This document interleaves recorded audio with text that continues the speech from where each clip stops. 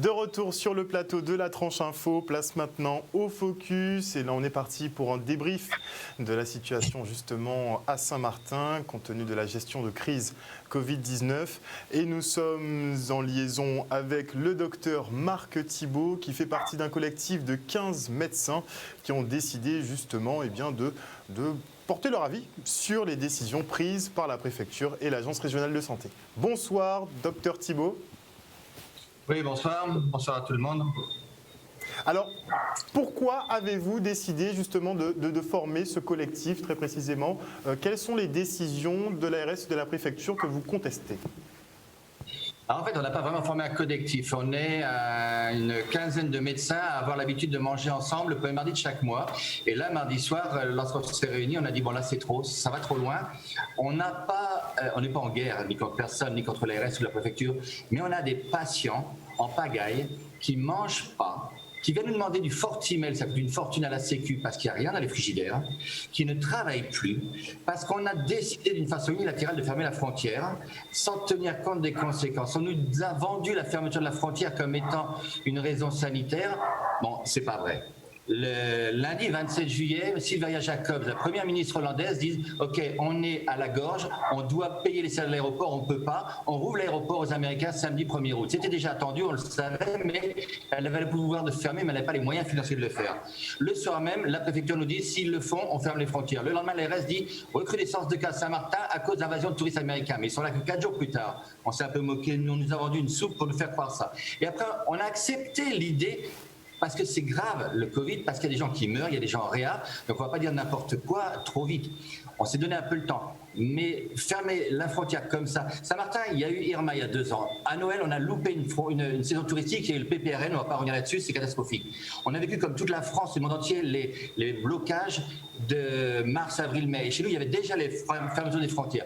On commençait à respirer, à repartir un petit peu, les industries, les magasins, les petites entreprises, tout repartait. Et là, on a arrêté la machine à sous. Il n'y a plus de billets, il n'y a plus personne il y a la moitié de la population qui vit de job ici. Il y a des tas de gens qui travaillent au noir, c'est pas un secret, c'est pas une honte de le dire.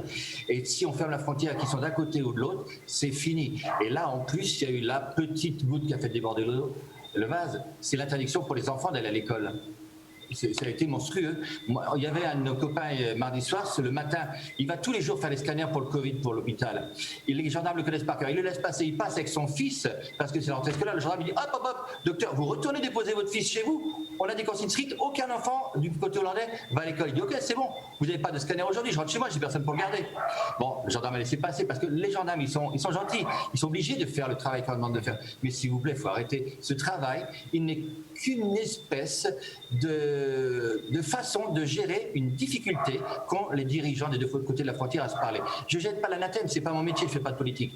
Mais vraiment, je vous jure, les gens, ils ont faim ici. C'est grave. Hein. Donc finalement, c'est moins le Covid-19 qui est susceptible de tuer. Finalement, ce serait plutôt la misère sociale qui s'en chargerait. Alors, la misère, elle ne tue pas, heureusement, on s'en sort. Enfin, on a quand même eu aujourd'hui, c'est pas pour faire du misérabilisme, on a quand même une dame qui a essayé de mettre fin à ses jours parce qu'elle n'arrive pas à nourrir ses enfants, elle les élève toute seule.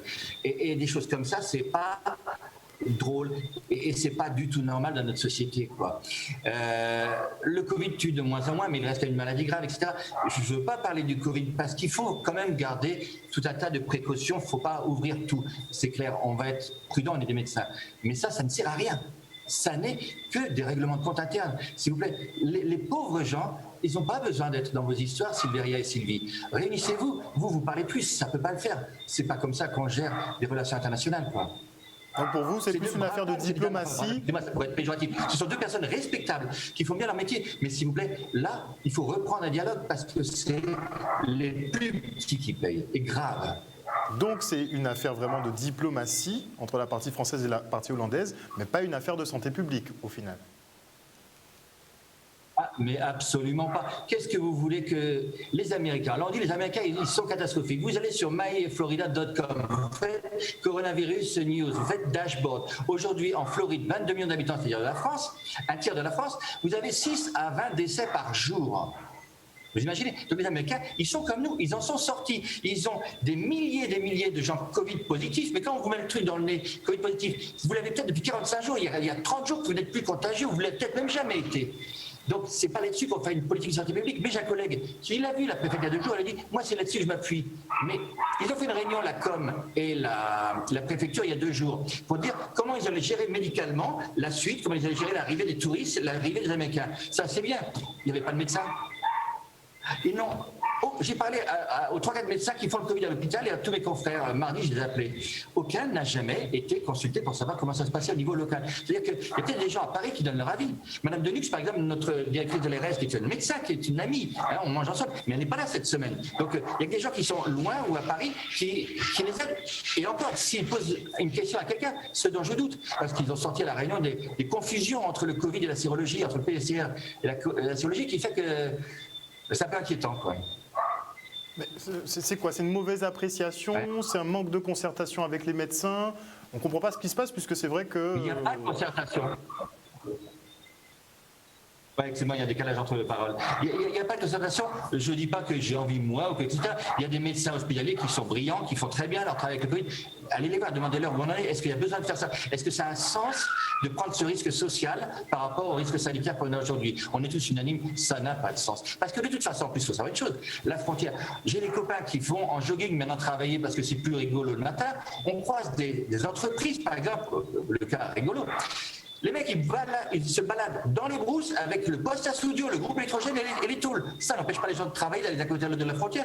On empêche les malades et les vieux de bouger. Et les enfants maintenant d'aller à l'école. Mais ceux qui ont besoin de travailler d'un côté ou de l'autre, il y en a plein qui essaient quand même de le faire. Mais de toute façon, vous ne pouvez pas rendre de service. J'ai un frigidaire à réparer depuis 2 mois. Je peux attendre encore 15 jours ou 1 mois, quoi. Je suis désolé, j'ai acheté que les Français, j'habite au Hollandais. Je ne peux pas le réparer. Voilà, on s'en fout, c'est un exemple. Mais le mec, il ne peut pas gagner son argent, moi, j'ai pas de froid, et ça, je ne peux pas travailler sur ça. La frontière fermée, c'est une catastrophe, c'est une seule île. Vous savez, il y a une dizaine d'années, il y a un homme politique hollandais, et j'ai trouvé ça très bien, parce qu'on dit toujours qu'est-ce que c'est un Saint-Martinois. C'est compliqué ce que c'est un Saint-Martinois. Et il a dit un Saint-Martinois, c'est très simple, la définition, c'est un homme qui a de la famille des 2 côtés de la frontière, chez qui on parle anglais à la maison et qui sait chanter au Sweet Saint-Martin. L'hymne, c'est ça. Ça veut dire qu'après Saint-Martinois, il a la famille des 2 côtés de la frontière.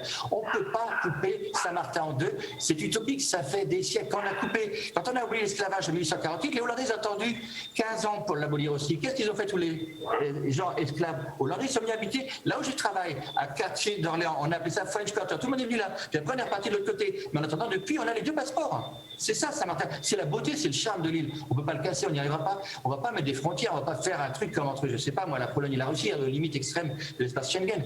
On ne pourra pas. Et puis pour faire quoi? Parce qu'en fait, on entend dire aussi qu'il y a peut-être des raisons d'essayer de diminuer le gaspillage de l'argent social, le welfare, hein, vous savez, ce qui vient de la CAF, RSA, NPE, et qui irait enrichir l'économie hollandaise. Mais de toute façon, vous pouvez fermer la frontière, ça ne changera rien. Oui, on avait entendu ce discours effectivement après le passage d'Emmanuel Macron après Irma, où il fallait que l'argent, il avait précisé, spécifié que l'argent des prestations sociales devait servir en partie française. Mais je crois qu'ils n'ont pas bien compris le mode de fonctionnement de Saint-Martin, puisque bon, nous on voit 2 parties, mais en fait ça ne reste qu'une île. Un exemple précis, la précédente première ministre habitait à Marigot, côté français. Celui encore avant, Marcel Gomes, il habitait à Quartier d'Orléans. Côté français. Il a aussi une maison côté hollandais. Quand il était Premier ministre, il est essentiellement côté hollandais. Mais vous voyez, personne n'est 100% d'un côté ou de l'autre. Moi, je travaille côté français, j'habite côté hollandais, c'est pas un accident. J'ai pas fait exprès. Quand je suis arrivé à l'hôpital il y a 27 ans, on m'a dit « Monsieur, vous êtes au SMUR, vous devez habiter à moins de 3 km de l'hôpital. » La seule maison que j'ai trouvée à moins de 3 km de l'hôpital, c'est juste derrière la frontière côté hollandais. On m'a dit « Ok, si vous êtes à plus de 3 km, vous dormez à l'hôpital. À moins de 3 km, vous dormez chez vous. » J'avais envie de dormir chez moi, j'avais une femme et des enfants. Mais c'est pour ça que j'habite côté hollandais. On est tous avec des histoires différentes. On n'est pas des tricheurs, on n'est pas là pour se douiller le fisc. De toute façon, on paye nos impôts là où on travaille, donc c'est normal. Donc on a une fiscalité française normale. Il n'y a pas de discount ou quoi que ce soit à faire ça. C'est juste, c'est une seule île. Alors, docteur Thibault, on est quoi? On est dans quel cadre en ce moment? On est dans une 2e vague de Covid-19 ou on est dans une fin d'épidémie? Mais moi, je ne suis pas un expert, je ne suis pas pour en parler. Mon opinion personnelle d'un petit médecin besogneux dans son quartier, je crois ce que disent la majorité des gens, il n'y a pas de 2e vague, Je dirais pas que c'est un fantasme comme Didier Raoult, mais il n'a pas forcément tort. La poursuite, vous avez vu la montée, et puis ça descend comme ça, il y en a toujours. Maintenant, surtout avec des façons de tester où on teste de plus en plus. En mars, c'était un péché de tester. Quand on envoyait des gens, on se faisait gronder. Il ne faut pas tester, surtout pas. Aujourd'hui, il faut tester tout le monde. On teste à tour de bras au-delà de nos capacités. On a maintenant des résultats à 6 ou 7 jours. C'est ridicule, c'est trop long. Et qu'est-ce qu'on trouve? On trouve des positifs en pagaille, mais ce sont des gens guéris, la plupart d'entre eux. Vous gardez on cherche quoi avec le PCR? On cherche des petits brins d'ARN qu'on multiplie par amplification. Donc ce sont des choses qui, des fois, en 45 jours, c'est ce que je disais tout à l'heure, il y a plus qu'un mois qui sont guéris, qui n'ont plus rien. Tant est si bien que, en plus, la plupart d'entre eux, quelques-uns d'entre eux n'ont même pas forcément été contagieux parce qu'ils ont eu un seuil de virus trop bas. Donc en fait, on a des gens qui sont des vaccinés. C'est ce qu'on a mis dans notre petit communiqué. C'est des vaccinés, c'est pas des malades. Une maladie, c'est des malades. Les malades, c'est les gens de Saint-Martin qu'on a envoyés chez vous en réanimation, et Dieu merci, la Guadeloupe nous accueille bien. Et puis c'est les quelques malades qu'on a à l'hôpital de Saint-Martin, mais on n'en a pas beaucoup. À l'heure actuelle, moi, ce qu'on m'a dit lundi, sous couvert d'anonymat, parce que c'est pareil, c'est dangereux quand on est médecin hospitalier de trop parler. Il y en a 5 qui sont malades dépendants d'oxygène et 6 qui sont en placement social parce que chez eux, ils les filent à toute la famille parce que la maison est trop petite. Voilà ce qu'on m'a dit lundi. Donc on n'est pas débordé par les malades, mais il y a quand même des malades et il y a eu des morts douteux. On n'est pas sûr que c'est vraiment le moment du Covid en août. Et puis il ne faut pas trop en parler parce que moi je me mets à la place des familles qui ont perdu quelqu'un, c'est grave de perdre quelqu'un. Un seul mort, c'est une catastrophe dans une famille, on est bien d'accord. Donc je ne sais pas de quoi sont morts ces gens-là et mes respects et mes condoléances à la famille que je ne connais pas. Mais donc il faut toujours être prudent pour parler. Mais je ne crois pas qu'il y ait une deuxième vague. On va garder du coronavirus, c'est ce que disent des tas de gens, pendant 1 an ou 2 ans. Il sera peut-être de moins en moins fort ou il reviendra un petit peu plus virulent. Personne ne le sait, ça. Mais est-ce que les mesures que l'on prend actuellement, on comprend que le port du masque dans les lieux clos, ce soit privilégié. Dans certains cas de figure, on comprend les démarches qui sont prises, mais par exemple sur le port du masque en extérieur, là la population est un peu mitigée sur ces questions. Qu'en pensez-vous, le corps médical ? Le corps médical, il y a autant d'avis que de médecins. On est un peu bizarre quand même entre nous. Mais moi, ce que je crois, que le lavage des mains est la première des mesures. On se touche le visage 300 fois par jour et c'est par là que passe le virus. Quand on l'expire, il se colle autour de nous. Le lavage des mains est primordial. La distanciation sociale, vous avez compris, excusez-moi, est primordiale également. Il faut que tout le monde un jour ou l'autre attrape le virus, mais pas trop vite non plus, sinon on va être débordé. Le masque, c'est quand on est proche l'un de l'autre. C'est ce qu'il y avait sur les panneaux que distribuait le gouvernement français au mois de mars-avril. Port du masque lorsque vous ne pouvez pas être protégé à moins d'1 mètre. Le port du masque dehors, le port du masque, il y a un gendarme qui m'a demandé l'autre jour de le mettre quand je suis seul dans ma voiture. Bon, je l'ai mis, je ne suis pas contre la maréchaussée, mais ça ne sert à rien, c'est une connerie, quoi. D'accord. Le port du masque, c'est lorsqu'on est proche l'un de l'autre. À 1 mètre, à 2 mètres comme les Américains, peu importe. Mais sinon, ça n'a pas d'intérêt. Moi, je fais attendre les gens dehors. Je ne peux plus attendre dans la salle d'attente. Il y en a qui peuvent attendre dans la voiture, j'irai vous chercher. Et ils n'attendent pas forcément avec leur masque s'ils sont seuls dans la voiture. S'ils sont sur les bancs à côté, je leur dis, bon, vous êtes à 1 mètre l'un de l'autre, vous mettez votre masque, s'il vous plaît, c'est pour vous, c'est pas pour moi. Il faut, mais il ne faut pas non plus en abuser. Donc on peut trouver des solutions qui soient beaucoup moins contraignantes qu'un port du masque imposé en extérieur toute la journée. De toute façon, il y a un autre truc, le masque. Tous les patients, le masque, il est dans la poche quand ils arrivent. Il est dans la poche avec le mouchoir plein de microbes. Il est à 37 degrés, c'est un tissu de microbes. Ils le prennent avec les mains, ils le mettent là et ils le mettent sous le nez. Qu'est-ce qu'ils font? Ils respirent avec le nez sur le masque. Donc tous, s'ils ont du coronavirus, ils en mettent un pagaille dessus, puis après ils remettent le masque parce qu'ils ont envie, puis après ils touchent la porte, ils touchent tout, ils touchent la chaise, ils touchent le bureau, et celui d'après il va le choper parce que le masque aurait été le vecteur.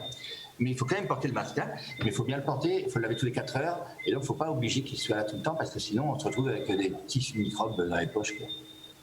Est-ce que vous pensez effectivement que vous et les autres médecins saint-martinois arriveront à trouver un consensus avec les services de la préfecture ces prochains jours ? Pour une réouverture de la frontière rapide. On cherchait juste à faire passer un message. On n'est pas en guerre contre la préfecture, c'est notre préfecture. On voulait juste dire, madame, s'il vous plaît, il faut parler avec madame Jacobs, il faut arrêter ça. Ça ne sert pas la cause des Russes et ça provoque une grande misère sociale. L'OMS, elle dit la santé, c'est le bien-être physique, psychique et social. Donc, c'est aussi notre travail, nous les médecins, de dire attention, les gens, ils ont plus rien dans leur frigidaire, parce que c'est vrai. Et on voulait que ça comme message, on ne voulait pas aller plus loin. On n'est pas là pour interférer. On a des gens de la com, qui sont des gens sérieux, qui font bien leur travail. La préfecture fait bien son travail. Mais là, elle a perdu ses repères.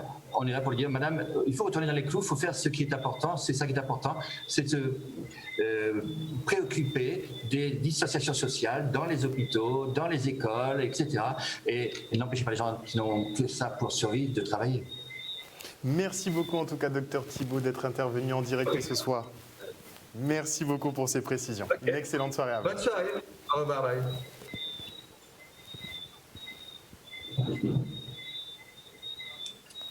Et voilà, on est arrivé au terme.